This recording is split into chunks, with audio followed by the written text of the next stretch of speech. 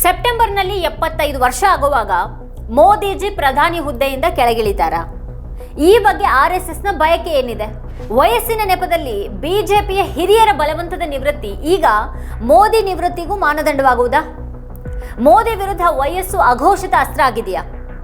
ಮೋದಿ ಪದಚ್ಯುತಿ ಕುರಿತ ಗುಸುಗುಸು ಆರ್ಎಸ್ಎಸ್ ಬಲಗೊಳ್ತಾ ಇರೋದ್ರ ಸಂಕೇತನ? ವಯಸ್ಸಿನ ಹೊರತಾಗಿ ಅಸಮರ್ಥತೆಯೇ ಮೋದಿಯವರ ರಾಜಕೀಯ ಜೀವನವನ್ನ ಮುಗಿಸಬಹುದಾದಂಥ ಸ್ಪಷ್ಟ ದೌರ್ಬಲ್ಯನ? ಈಗ ಮರೆಮಾಚ್ತಾ ಇರೋದು ಚುನಾವಣಾ ಗೆಲುವುಗಳ ಮೂಲಕ ಅವ್ರ ನಾಯಕತ್ವದ ಬಿಕ್ಕಟ್ಟನ್ನ ಮರೆಮಾಚಲಾಗ್ತಾ ಇದೆಯಾ? ಬಿಜೆಪಿ ಆರ್ಎಸ್ಎಸ್ ನಡುವೆ ಗುಸುಗುಸು ಶುರುವಾಗಿರುವಂತಹ ಈ ವಿಷಯವನ್ನೇ ಇವತ್ತಿನ ವಿಡಿಯೋದಲ್ಲಿ ನಾವು ಚರ್ಚೆ ಮಾಡೋಣ. ಆದರೆ ಅದಕ್ಕೂ ಮುನ್ನ ನೀವಿನ್ನೂ ನಮ್ಮ ಚಾನಲ್ ಅನ್ನು ಸಬ್ಸ್ಕ್ರೈಬ್ ಮಾಡಿಲ್ಲ ಅನ್ನೋದಾದ್ರೆ ಈಗಲೇ ಈ ವಿಡಿಯೋ ಕೆಳಗೆ ಕಾಣ್ತಾ ಇರುವಂತಹ ಸಬ್ಸ್ಕ್ರೈಬ್ ಬಟನ್ ಹಾಗೆ ಪಕ್ಕದಲ್ಲಿರುವಂತಹ ಬೆಲ್ ಐಕಾನ್ ಪ್ರೆಸ್ ಮಾಡಿ ನಮ್ಮನ್ನು ಪ್ರೋತ್ಸಾಹಿಸಿ. ಈ ವಿಡಿಯೋವನ್ನು ಕೊನೆವರೆಗೂ ನೋಡಿ. ಹಾಗೆ ಈ ವಿಡಿಯೋದ ಕುರಿತಾಗಿ ಅಥವಾ ಈ ವಿಷಯದ ಕುರಿತಾಗಿ ನಿಮ್ಗೇನು ಅಭಿಪ್ರಾಯ ಇದೆ ಅದನ್ನು ಕೆಳಗಡೆ ಕಮೆಂಟ್ ಮಾಡಿ. ಹಾಗೆ ಈ ವಿಡಿಯೋದ ಲಿಂಕನ್ನು ನಿಮ್ಮೆಲ್ಲ ಬಂಧು ಮಿತ್ರರಿಗೆ ವಾಟ್ಸ್ಆ್ಯಪ್ ಮಾಡಿ. ಈಗ ವಿಷಯಕ್ಕೆ ಬರೋಣ. ಆರ್ಎಸ್ಎಸ್ ಮುಖ್ಯಸ್ಥ ಮೋಹನ್ ಭಾಗವತ್ 75ರ ನಿವೃತ್ತಿ ವಯೋಮಿತಿಯ ಬಗ್ಗೆ ಮತ್ತೊಮ್ಮೆ ನೆನಪಿಸಿರೋದು ಬಿಜೆಪಿಯಲ್ಲಿ ಈಗ ಮಹತ್ವವನ್ನು ಪಡಿತಾ ಇದೆ. ಇತರರಿಗೆ ಅವಕಾಶಗಳನ್ನು ನೀಡೋದಕ್ಕೆ ಹಿರಿಯರು ಹಿಂದೆ ಸರಿಬೇಕು ಅನ್ನುವಂಥ ಅವ್ರ ಮಾತು ಬಹಳ ದೊಡ್ಡ ಸದ್ದು ಮಾಡ್ತಾ ಇದೆ.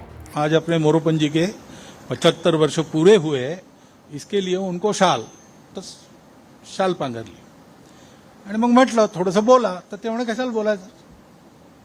नाही बोला, आग्रह झाला. ते उभे राहिल्यावर स्वाभाविक मोरोपंतांचं बोलणं जे कार्यकर्ते जरा हसऱ्या चेहऱ्याने पाहायचे, तर ते म्हणायचे की मेरी मुश्किल ये है कि मैं खड़ा होता तो लोग हंसने लगे. मैंने हंसने लायक कुछ बोला नहीं तो भी मेरे बोलने पर हंसते, क्योंकि मुझे लगता है लोग मुझे गंभीरता से नहीं ले रहे. मग पुढे ते असं म्हणाले, त्यांचे शब्द आहेत बरं, म्हणून उच्चारतो मी, मैं जब मर जाऊंगा तब भी पहले लोग पत्थर मार के देखेंगे कि सचमुच मर गया. मग ते असं म्हणाले, 75 वर्ष का आपने किया, लेकिन मैं इसका अर्थ जानता हूं. 75 वर्ष की शाल जब उड़ी जाती है तब उसका अर्थ यह होता है कि अब आपकी आयु हो गई, अब जरा बाजू हटो, हमको करने दो. ಭಾಗವತ್ ಹೇಳಿಕೆಯನ್ನು ಇಟ್ಕೊಂಡು ವಿಪಕ್ಷಗಳು ಮೋದಿ ಅವರನ್ನ ತಿವಿಯೋದು ಕೂಡ ಈಗ ನಡೆದಿದೆ. ಭಾಗವತ್ ಸ್ವತಃ ಪ್ರಧಾನಿ ನರೇಂದ್ರ ಮೋದಿಗಿಂತ 6 ದಿನ ದೊಡ್ಡವರು. ಇಬ್ರು ಈ ವರ್ಷದ ಸೆಪ್ಟೆಂಬರ್ನಲ್ಲಿ 75 ವರ್ಷಕ್ಕೆ ಕಾಲಿಡ್ತಾ ಇದ್ದಾರೆ. ಭಾಗವತ್ 2009ರಲ್ಲಿ ಆರ್ಎಸ್ಎಸ್ ನೇತೃತ್ವವನ್ನು ವಹಿಸಿಕೊಂಡ್ರು. ಅಂದ್ರೆ ಸುಮಾರು 16 ವರ್ಷಗಳ ಕಾಲ ಅವರು ಸಂಘದ ಸಾರಥ್ಯವನ್ನು ವಹಿಸಿದಾಗ ಆಗಿದೆ. ಹಾಗೇನೆ ಪ್ರಧಾನಿಯಾಗಿ ಮೋದಿ ಅವರು 11 ವರ್ಷಗಳಿಗೂ ಹೆಚ್ಚು ಸಮಯದಿಂದ ಅಧಿಕಾರದಲ್ಲಿದ್ದಾರೆ. ಬಿಜೆಪಿಯಲ್ಲಿ ಅಗ್ರರೂ ಹಾಗೆ ಪ್ರಬಲರೂ ಆಗಿದ್ದಾರೆ. ಇನ್ನು ಮುಂದಿನ ಪೀಳಿಗೆಗೆ ದಾರಿ ಮಾಡಿಕೊಡೋದಕ್ಕೆ ಅವರಿಬ್ಬರು ಕೂಡ ತಮ್ಮ ಹುದ್ದೆಗಳನ್ನು ಬಿಡೋದಕ್ಕೆ ಮುಂದಾದರೆ ಆರ್ಎಸ್ಎಸ್ ಮತ್ತು ಬಿಜೆಪಿಯಲ್ಲಿ ಆ ಹೊಣೆ ಹೊರಬಲ್ಲಂಥ ಹೊಸ ನಾಯಕರು ರೆಡಿಯಾಗಿದ್ದಾರಾ ಅನ್ನುವಂಥ ಪ್ರಶ್ನೆ ಕೂಡ ಇಲ್ಲಿ ಹೇಳುತ್ತೆ. ಈ ಹಿಂದೆ ಅಡ್ವಾಣಿ, ಮುರಳಿ ಮನೋಹರ್ ಜೋಶಿ ಮತ್ತು ಯಶವಂತ್ ಸಿನ್ಹಾ ಅವರಂಥ ಅನುಭವಿಗಳನ್ನು ವಯಸ್ಸಿನ ನೆಪದಲ್ಲೇನೆ ರಾಜಕೀಯದಿಂದ ಬದಿಗೆ ಸರಿಸಲಾಯಿತು. ಅದರ ಜೊತೆಗೇನೆ ಮೋದಿ ಅಮಿತ್ ಶಾ ಜೋಡಿಗೂ ಹಾಗೂ ಅವ್ರಿಗೂ ಸರಿ ಬರ್ತಾ ಇರಲಿಲ್ಲ ಅನ್ನೋದು ಕೂಡ ಅದರ ನಿಜವಾದ ಕಾರಣ ಆಗಿತ್ತು. ಆದರೆ ಅವ್ರ ವಿರುದ್ಧ ವಯೋಮಿತಿ ಅಸ್ತ್ರವನ್ನು ಬಳಸಿನೇ ಹೊರಗೆ ಕಳಿಸಲಾಗಿತ್ತು ಅನ್ನೋದು ನಿಜ ಇಲ್ಲಿ. ಈಗ ಮೋದಿಯನ್ನು ಬದಲಿಸೋದಕ್ಕೆ ಆರ್ಎಸ್ಎಸ್ ಬಯಸಿದ್ರೆ ಅಂಥ ಯೋಜನೆ ಅದ್ರ ಇದ್ರೆ ಅವ್ರ ವಿರುದ್ಧ ಕೂಡ ಅದೇ ವಯೋಮಿತಿ ಮಾನದಂಡನೇ ಅಸ್ತ್ರವಾಗಿ ಬಳಕೆಯಾಗುವಂತೆ ಕಾಣುತ್ತೆ. ಈಗ ಮೋದಿಯನ್ನು ಪ್ರಧಾನಿಯಾಗಿ ಉಳಿಸ್ಕೊಳ್ಳೋದಕ್ಕಿಂತ ತನ್ನ ಬಳಿ ಅಧಿಕಾರವನ್ನು ಬಲಪಡಿಸೋದಕ್ಕೆ ಸಂಘ ಪರಿವಾರ ಹೆಚ್ಚು ಆದ್ಯತೆಯನ್ನು ಕೊಡುತ್ತೆ ಅನ್ನೋದು ಇಲ್ಲಿ ಸ್ಪಷ್ಟ. ಇನ್ನು ಮೋದಿ ತಮ್ಮ ವರ್ಚಸ್ಸು ಮತ್ತು ನಿಯಂತ್ರಣವನ್ನು ಕಳೆದುಕೊಂಡಿದ್ದಾರೆ ಅನ್ನೋದರಲ್ಲಿ ಯಾವುದೇ ಅನುಮಾನ ಅಂತೂ ಇಲ್ಲ. 2024ರ ಸಂಸತ್ ಚುನಾವಣೆಯಲ್ಲಿ ಬಿಜೆಪಿ ಬಹುಮತವನ್ನು ಗಳಿಸುವಲ್ಲಿ ವಿಫಲ ಆದಿದ್ದು ಮೋದಿ ಜನಪ್ರಿಯತೆ ಕುಸಿತಾ ಇರೋದಕ್ಕೆ ಅತ್ಯಂತ ಸ್ಪಷ್ಟವಾದಂಥ ಪುರಾವೆ. ಮತ್ತೆ ಅವ್ರು ತಮಗೆ ನಿಷ್ಠರಾಗಿರುವಂಥ ನಡ್ಡಾ ಅವರನ್ನ ಪಕ್ಷದ ಅಧ್ಯಕ್ಷ ಸ್ಥಾನದಲ್ಲಿ ಮುಂದುವರೆಸಿರೋದಕ್ಕೂ ಕೂಡ ಈಗ ಯಾವುದೇ ಸಮರ್ಥನೆ ಉಳಿದಿಲ್ಲ. ಒಂದು ಆಂತರಿಕ ಅಸಮಾಧಾನ ಆರ್ಎಸ್ಎಸ್ ಮತ್ತೆ ಮೋದಿ ನಡುವೆ ಇರೋದು ಹೆಚ್ಚು ಸ್ಪಷ್ಟ ಆಗ್ತಾ ಇದೆ. ಬಿಜೆಪಿ ಮೇಲೆ ಪರೋಕ್ಷವಾಗಿ ಅಮಿತ್ ಶಾ ಹಿಡಿತಾನೆ ಇರೋ ಹಾಗೆ ಮಾಡೋದಕ್ಕೆ ನಡ್ಡಾ ಥರದ್ದೇ ಮತ್ತೊಬ್ಬರನ್ನ ಬಿಜೆಪಿ ಅಧ್ಯಕ್ಷ ಸ್ಥಾನಕ್ಕೆ ಮೋದಿ ಹಾಗೆ ಶಾ ಅವರು ತರಬಯಸಿದ್ದಾರೆ. ಅದಕ್ಕೆ ಅವಕಾಶ ಕೊಡೋದಕ್ಕೆ ಆರ್ಎಸ್ಎಸ್ ರೆಡಿ ಇಲ್ಲ ಅನ್ನೋದು ಕೂಡ ಖಚಿತ ಆಗಿದೆ. 2014ರ ನಂತರ ಮೋದಿ ಸ್ವತಃ ಜಾರಿ ತಂದಂಥ 75ರ ವಯೋಮಿತಿ ಮಾನದಂಡದ ಬಗ್ಗೆ ಸಂಘ ಪರಿವಾರದಲ್ಲೇ ಈಗ ಗುಸುಗುಸು ಇದೆ. ಆದರೆ ಇದು ತತ್ವಕ್ಕೆ ಅಂಟಿಕೊಳ್ಳುವಂಥ ದೃಢ ನಿಶ್ಚಯಕ್ಕಿಂತ ಮೋದಿ ಮೇಲೆ ಒತ್ತಡ ಹೇರೋದಕ್ಕೆ ಒಂದು ಅಸ್ತ್ರವಾಗಿ ಬಳಕೆ ಆಗುವಂಥ ಸಾಧ್ಯತೆ ಕೂಡ ಈಗ ಹೆಚ್ಚಾಗಿದೆ. ಇಂಥ ಹೊತ್ತಿನಲ್ಲಿ ಭಾಗವತ್ ಅವ್ರ ಹೇಳಿಕೆ ಬಂದಿದೆ. ಆದರೆ ಭಾಗವತ್ ಹೇಳಿಕೆ ಮೋದಿ ಅವರನ್ನೇ ಗುರಿಯಾಗಿಸಿಕೊಂಡಿದೆಯಾ ಅನ್ನೋದನ್ನ ಬರೀ ನಾವಿಲ್ಲಿ ಊಹೆ ಮಾಡ್ಕೋಬೇಕು. ಹಿಂದೆಯೂ ಕೂಡ ನೇರವಾಗಿ ಮೋದಿಯನ್ನು ಹೆಸರಿಸದೇನೆ ಮೋದಿಯನ್ನ ಭಾಗವತ್ ಅವರು ತಿಳಿದಿರುವಂಥ ಹಲವಾರು ಉದಾಹರಣೆಗಳಿವೆ. ಬಿಜೆಪಿ ಒಳಗಿನವ್ರು ಹೇಳೋ ಪ್ರಕಾರ ಯಾರೂ ಮೋದಿ ಅವರಿಗೆ ಸೂಚನೆ ಕೊಡೋದು ಸಾಧ್ಯನೇ ಇಲ್ಲ. ವಾಸ್ತವವಾಗಿ ಬಿಜೆಪಿಯ ಮೇಲೆ ಹಿಡಿತ ಹೊಂದಿರೋದಕ್ಕೆ RSS ಬಯಸುತ್ತೆ. ಆದರೂ ಅವೆರಡರ ನಡುವಿನ ಸಂಬಂಧ ಕಾಲಕ್ಕೆ ಭಿನ್ನ ಸ್ವರೂಪವನ್ನು ಪಡಿತಾನೆ ಬಂದಿದೆ. ವಾಜಪೇಯಿ ಅವರು 1999ರಿಂದ 2004ರವರೆಗೆ ಪೂರ್ಣಾವಧಿ ಪ್ರಧಾನಿಯಾಗಿ ಸೇವೆ ಸಲ್ಲಿಸಿದಾಗಿನಿಂದ ಬಿಜೆಪಿ ಮತ್ತು RSS ನಡುವಿನ ಸಂಬಂಧಗಳು ಮೂಲಭೂತವಾಗಿ ಬದಲಾಗಿವೆ. ಬಿಜೆಪಿನೇ RSS ವಿರುದ್ಧ ತಿರುಗಿ ನಿಲ್ಲೋವರೆಗೂ ಕೂಡ ಅದು ಹೋಗಿದೆ. ನಿತಿನ್ ಗಡ್ಕರಿ ಅವರನ್ನ ಪಕ್ಷದ ಅಧ್ಯಕ್ಷರನ್ನಾಗಿ ನೇಮಿಸುವ ಮೂಲಕ RSS ಒಂದು ದಿಟ್ಟ ಪ್ರಯೋಗ ತೆಗೆದುಕೊಳ್ಳುವಲ್ಲಿ ಯಶಸ್ವಿಯಾಗಿತ್ತು. ಆದರೆ ಅದು ಸಂಪೂರ್ಣವಾಗಿ ಯಶಸ್ವಿ ಆಗಲಿಲ್ಲ. ಗಡ್ಕರಿ ಅಧಿಕಾರಾವಧಿಯಲ್ಲಿ ಪಕ್ಷದೊಳಗೆ ದೊಡ್ಡ ಏರಿಳಿತಗಳು ಕಂಡವು. ಹಾಗಾಗಿ ಕಡೆಗೆ ಗಡ್ಕರಿ ಅವರು ಪಕ್ಷಾಧ್ಯಕ್ಷ ಹುದ್ದೆಯಿಂದ ಇಳಿದ ನಂತರ ಬಿಜೆಪಿ RSS ಲಗಾಮ್ ಹಿಡಿಯೋದಕ್ಕೆ ವಿರೋಧಗಳು ಎದ್ವು. ಆದರೆ RSS ಮತ್ತು ಬಿಜೆಪಿ ನಡುವಿನ ಈ ಹಗ್ಗ ಜಗ್ಗಾಟ ಮುಂದುವರೆದಿದೆ ಅನ್ನೋದು ಮಾತ್ರ ನಿಜ. ಬಿಜೆಪಿ ಸ್ವಾಯತ್ತತೆ ಬಯಸ್ತಾ ಇದೆ ಅನ್ನೋದು ಹೇಗೆ ನಿಜಾನೋ, ಬಿಜೆಪಿಯ ಹಿಂದೆ ತಾನಿರಬೇಕಾದಂತಹ ಅನಿವಾರ್ಯತೆಯನ್ನು ಸಾಬೀತು ಮಾಡುವಂಥ ಯತ್ನದಲ್ಲಿ ಸಂಘ ಇರೋದು ಕೂಡ ನಿಜ. ಪಕ್ಷದ ಅಧ್ಯಕ್ಷರ ಆಯ್ಕೆಗೆ RSS ಅನುಮೋದನೆ ಪಡಿಬೇಕಾಗಿರೋದು ಪ್ರತಿಕೂಲ ಪರಿಣಾಮ ಬೀರುತ್ತೆ ಅಂತ ಬಿಜೆಪಿಗೆ ಬಹಳ ಚೆನ್ನಾಗಿ ಗೊತ್ತಿದೆ. 2024ರ ಲೋಕಸಭೆ ಚುನಾವಣೆ ಹೊತ್ತಿನಲ್ಲಿ ನಡ್ಡಾ ಪಕ್ಷಕ್ಕೆ ಈಗ RSS ಬೆಂಬಲದ ಅಗತ್ಯ ಇಲ್ಲ ಅಂತ ಹೇಳಿದರು. ಅದು ಅವೆರಡರ ನಡುವಿನ ಕದಡಿದ ಸಂಬಂಧಗಳಿಗೆ ಸಾಕ್ಷಿ ಅಂತಿತ್ತು. ಇನ್ನು ಪದ್ಧತಿ ಹಾಗೆ ಅಧ್ಯಕ್ಷ ಹುದ್ದೆಗೆ ಬಿಜೆಪಿ ಸಂಭಾವ್ಯ ಹೆಸರುಗಳ ಪಟ್ಟಿಯನ್ನು RSS ಜೊತೆಗೆ ಹಂಚಿಕೊಳ್ಳುತ್ತೆ. ಆ ಹೆಸರುಗಳು ಇಷ್ಟ ಆಗದೇ ಇದ್ದಲ್ಲಿ RSS ಇನ್ನಷ್ಟು ಹೆಸರುಗಳನ್ನು ಕೇಳಬಹುದು.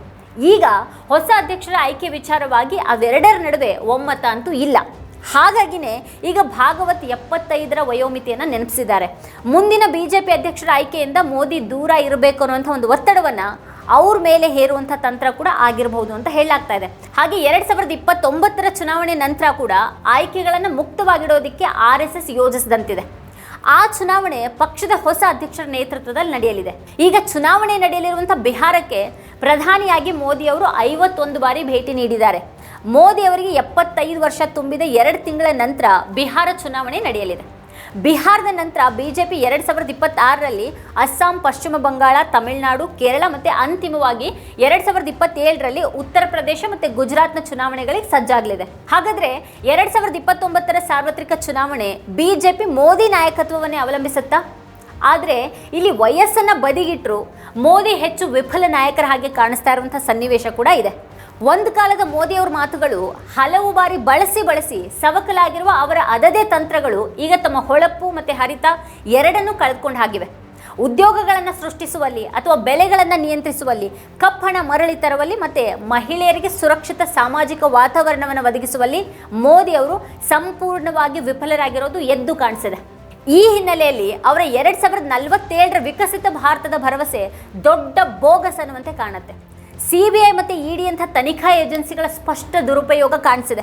ಅವುಗಳನ್ನು ರಾಜಕೀಯ ಬೇಟೆಗಾಗಿ ಬಳಸುವ ಕುರಿತು ಆರೋಪಗಳಿಗೆ ಮತ್ತೆ ಪುಷ್ಟಿ ಸಿಗುವಂಥ ವಿದ್ಯಮಾನಗಳು ಕೂಡ ಬಹಳಷ್ಟು ನಡೆದಿವೆ. ನ್ಯಾಯಾಂಗ, ಚುನಾವಣಾ ಆಯೋಗ ಮತ್ತು ಮಾಧ್ಯಮಗಳ ದಯನೀಯ ಸ್ಥಿತಿ ಕೂಡ ಪ್ರಜಾಪ್ರಭುತ್ವದ ಕತ್ತಿಸಿಸಲಾಗ್ತಾ ಇರುವ ಕುರಿತ ಆರೋಪಗಳಲ್ಲಿ ನಿಜ ಇದೆ ಅಂತ ಅನ್ಸೋದಕ್ಕೆ ಕಾರಣ ಆಗಿದೆ. ಮೋದಿ ತಮ್ಮ ಸುತ್ತಲಿನ ಶಾ, ಅಜಿತ್ ದೋವಲ್, ಜೈಶಂಕರ್ ಮತ್ತು ನಿರ್ಮಲಾ ಸೀತಾರಾಮನ್ ಅವರಂಥ ಸಣ್ಣ ಗುಂಪಿನ ಮೇಲೆ ಅವಲಂಬಿತರಾಗಿರೋದ್ರಿಂದ ಆಡಳಿತ ದುರ್ಬಲವಾಗಿದೆ ಅನ್ನುವಂಥ ವಾದಗಳೆದ್ದಿವೆ. ರಾಜ್ಯಗಳಲ್ಲಿಯೂ ಕೂಡ ಪ್ರಾದೇಶಿಕ ನಾಯಕತ್ವವನ್ನು ಕಡೆಗಣಿಸಿ ಪ್ರಭಾವ ಬೀರತೊಡಗಿದ್ರಿಂದ ಆಂತರಿಕ ಅಸಮಾಧಾನ ಕೂಡ ಹೆಚ್ಚಾಗಿದೆ.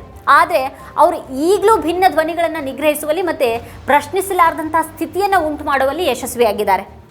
ತಾವು ವಿದೇಶದಲ್ಲಿ ಬಹಳ ಗೌರವಾನ್ವಿತರು ಅನ್ನುವಂಥ ಒಂದು ಭ್ರಮೆಯನ್ನು ಹರಡುವಲ್ಲಿಯೂ ಕೂಡ ಅವರು ಯಶಸ್ವಿ ಆದರು. ಆದರೆ ಟ್ರಂಪ್ ಕಾಲದಲ್ಲಿ ಅದೆಲ್ಲದಕ್ಕೂ ದೊಡ್ಡ ಹೊಡೆತ ಬಿದ್ದಿದೆ. ಟ್ರಂಪ್ ಭಾರತೀಯರನ್ನು ಸರಪಳಿಯಲ್ಲಿ ಕಟ್ಟಿ ಅವಮಾನಿಸಿ ಮಿಲಿಟರಿ ವಿಮಾನಗಳಲ್ಲಿ ವಾಪಸ್ ಕಳಿಸಿದಾಗ ಮೋದಿಯವರ ವಿಶ್ವಗುರು ಮಿತ್ಗೆ ಬಲವಾದಂಥ ಪೆಟ್ಟು ಬೀಳೋ ಹಾಗಾಯಿತು. ಟ್ರಂಪ್ ಭಾರತದ ಮೇಲೆ ಸುಂಕದ ಅಸ್ತ್ರವನ್ನು ಬಳಸಿದಾಗಲೂ ಕೂಡ ಮೋದಿ ಸರ್ಕಾರ ಮೌನವಾಗಿದ್ದು ಅದರ ದೌರ್ಬಲ್ಯವನ್ನು ದೊಡ್ಡದಾಗಿ ತೋರಿಸ್ತು. ಮೋದಿ ವಿದೇಶಾಂಗ ನೀತಿಯ ದೌರ್ಬಲ್ಯ ಇಷ್ಟಕ್ಕೆ ನಿಲ್ಲೋದಿಲ್ಲ. ಅವ್ರು ಚೀನಾದ ಹೆಸರು ಹೇಳೋದಕ್ಕೂ ಕೂಡ ಹೆದರ್ತಾರೆ ಅನ್ನುವಂಥ ಆರೋಪಗಳಿವೆ.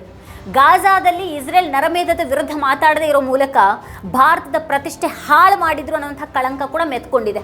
ಗಾಜಾದಲ್ಲಿ ನರಮೇಧದ ವಿರುದ್ಧ ಸಾಮೂಹಿಕ ಪ್ರತಿಭಟನೆಗಳು ಅಮೆರಿಕ ಸೇರಿದಂತೆ ಪ್ರಪಂಚದಾದ್ಯಂತ ನಡೀತಾ ಇದ್ರೂ ಕೂಡ ಮೋದಿ ಸರ್ಕಾರ ಅದಕ್ಕೆ ಅವಕಾಶ ಕೊಡದೇ ಹೋಯಿತು ಅನ್ನೋದು ವಿಪರ್ಯಾಸ. ಪಹಲ್ಗಾಮ್ ಭಯೋತ್ಪಾದಕ ದಾಳಿಯಲ್ಲಿ ಪಾಕಿಸ್ತಾನ ಭಾಗಿಯಾಗಿದೆ ಅನ್ನುವಂಥ ಭಾರತದ ಹೇಳಿಕೆಯನ್ನು ಯಾವುದೇ ದೇಶ ಒಪ್ಪದಿದ್ದಾಗ ಮೋದಿ ವಿದೇಶಾಂಗ ನೀತಿ ಇನ್ನಷ್ಟು ದುರ್ಬಲವಾಗಿ ಕಾಣಿಸ್ತು. ಭಾರತ ಮತ್ತು ಪಾಕಿಸ್ತಾನದ ನಡುವೆ ಕದನ ವಿರಾಮಕ್ಕೆ ತಾನು ಕಾರಣ ಅಂತ ಟ್ರಂಪ್ ಪದೇ ಹೇಳೋ ಮೂಲಕ ಈ ಅವಮಾನವನ್ನು ಇನ್ನೂ ಕೂಡ ಹೆಚ್ಚಿಸಿದ್ರು. ಆದರೆ ಟ್ರಂಪ್ ಸುಳ್ಳು ಹೇಳ್ತಾ ಇದ್ದಾರೆ ಅಂತ ಬಹಿರಂಗವಾಗಿ ಹೇಳುವಂಥ ಧೈರ್ಯವನ್ನು ಮೋದಿಯವರು ತೋರಿಸದೇನೆ ಹೋದರು. ಅಮೆರಿಕದಲ್ಲಿ ಅದಾನಿ ಗ್ರೂಪ್ ವಿರುದ್ಧ ಕಾನೂನು ಅಸ್ತ್ರ ಪ್ರಯೋಗಿಸಲಾಗ್ತಾ ಇರೋದು ಮೋದಿ ಕೈಗಳನ್ನು ಕಟ್ಟಿ ಹಾಕಿದೆ ಅನ್ನುವಂಥ ಊಹಾಪೋಹ ಕೂಡ ಎದ್ದಿದೆ. ಈ ರೀತಿ ವಿಶ್ವಗುರು ಅನ್ನೋಂಥ ಒಂದು ಭ್ರಮೆ ಸೃಷ್ಟಿಸಿದವರ ಅಸಲಿಯತ್ತು ಬಯಲಾಗಿರುವಂಥ ಹೊತ್ತಿನಲ್ಲಿನೇ ಈಗ RSS ತನ್ನ ಹಿಡಿತವನ್ನು ಮತ್ತೊಮ್ಮೆ BJP ಮೇಲೆ ಸಾಧಿಸೋದಕ್ಕೆ ಹೊರಟಾಗಿದೆ. ಮೋದಿಯವರ ಇಮೇಜ್ ಈಗ ದುರಸ್ತಿಯಾಗದ ಹಂತದಲ್ಲಿರೋದು ಕೂಡ RSS ಪ್ರಾಬಲ್ಯಕ್ಕೆ ಅವಕಾಶ ಆಗುವಂಥ ಸಾಧ್ಯತೆಯನ್ನು ತೋರಿಸ್ತಾ ಇದೆ. ಇನ್ನು ಮೋದಿ ಅವರನ್ನು ತೆಗೆದು ಹಾಕಬೇಕಾದ್ರೆ ಅದಕ್ಕೆ ಹಲವಾರು ಕಾರಣಗಳಿವೆ. ಮೋದಿ ತಮ್ಮ ಭರವಸೆಗಳನ್ನು ಈಡೇರಿಸುವಲ್ಲಿ ವಿಫಲರಾಗಿದ್ದಾರೆ. ಜಾಗತಿಕ ಸಮುದಾಯದಲ್ಲಿ ಮೋದಿ ಭಾರತದ ಪ್ರತಿಷ್ಠೆಗೆ ಹಾನಿ ಉಂಟು ಮಾಡಿದ್ದಾರೆ. ಈ ರೀತಿ ಹಲವಾರು ಕಾರಣಗಳನ್ನು ಅದು ಮೋದಿ ವಿರುದ್ಧವಾಗಿ ಮುಂದಿಡಬಹುದು. ಹಾಗಾಗಿ ಇಲ್ಲಿ ವಯಸ್ಸಿನ ಕಾರಣ ಅನ್ನೋದು ಒಂದು ನೆಪ ಮಾತ್ರ.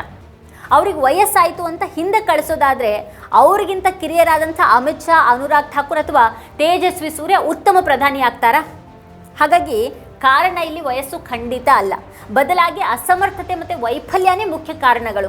ಮೋದಿ ಅಂತಾರಾಷ್ಟ್ರೀಯವಾಗಿ ಮತ್ತು ಕಾರ್ಪೊರೇಟ್ ಮಟ್ಟದಲ್ಲಿ ಇನ್ನೂ ಕೂಡ ವಿಶ್ವಗುರು ಮಿಥನ್ನು ಉಳಿಸ್ಕೊಂಡಿದ್ರೆ ಅವರು ಪದಚ್ಯುತಿ ಕುರಿತ ಗುಸುಗುಸು ಹೇಳೋದಕ್ಕೆ ಇಲ್ಲಿ ಅವಕಾಶನೇ ಇರ್ತಾ ಇರಲಿಲ್ಲ.